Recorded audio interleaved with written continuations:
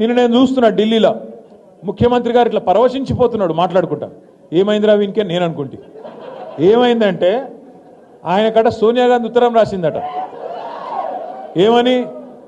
సోనియా గాంధీ గారు నాకు ఉత్తరం రాసిండ్రు, చాలా బాగా చేసినామని రాసిండ్రు, నేను దానికి ఇది నాకు ఆస్కర్ అవార్డు కంటే, నాకు లైఫ్ టైం అచీవ్మెంట్ కంటే, గోల్డ్ మెడల్ కంటే ఇదే నాకు ఎక్కువ అన్నాడు.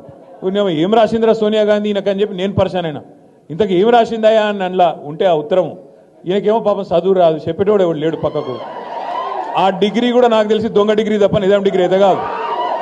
మీరు చూడు, ఆ లెటర్ చూసిరా లేదా మీరు?